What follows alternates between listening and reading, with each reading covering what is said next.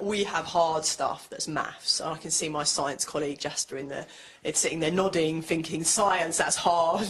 There's objective right or wrong answers. And I used to sort of feel a bit, you know, oh, maybe they're right, because it does all feel when you're sitting there with an APP grid and saying, well, you know, you got a level 6 for imagination and a level 2 for spelling. We'll give them a level 4. Best fit judgment.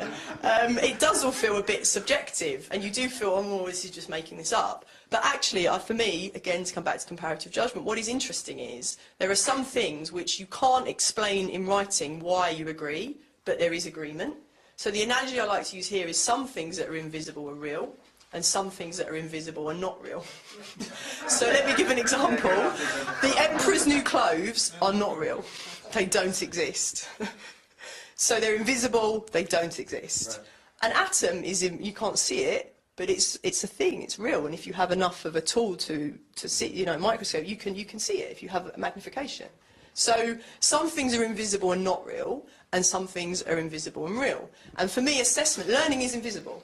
Learning is invisible. And for me, assessment is about trying to make learning visible.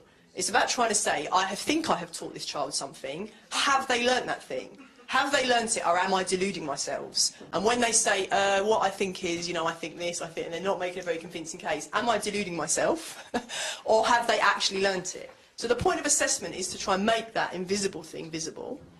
And we need sensitive tools to do it.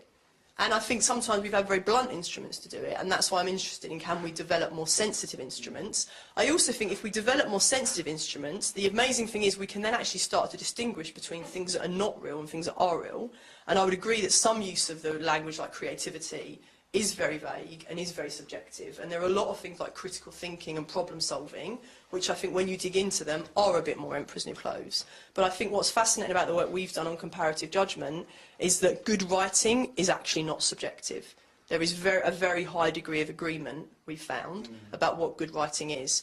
And actually, I think you can then start to come up with, you can use that empirical data set that I think, you know, we and others are developing, and you then can then start to theorise. And there are lots of cognitive scientists who are theorising about what is good writing. And it isn't just subjective stylistic stuff that's come up with by, you know, literature professors sitting in a room drinking a glass of port.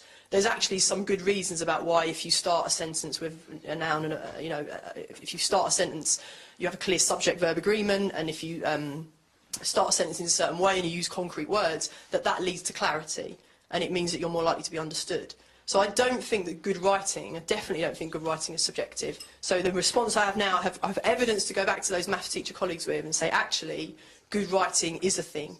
We're not making it up. It is subjective. Not creativity. But yeah, and I think the thing about creativity is you probably have to define creativity within the domain. So I think creativity probably is a thing, but within certain, so creative writing I think probably is, and I think you probably would get a decent degree of agreement. Where I'm slightly more worried is when you start to talk about creativity as a general thing. And the academic paper I love on this is one that's titled, Could Steven Spielberg Have Managed the Yankees? And the argument is that Steven Spielberg is a phenomenally creative thinker in one domain. Could he have been a manager of a baseball team? Probably not. So I think there is such a thing as creativity, but it's probably domain specific. And creative writing is one of those things. Thank you very much.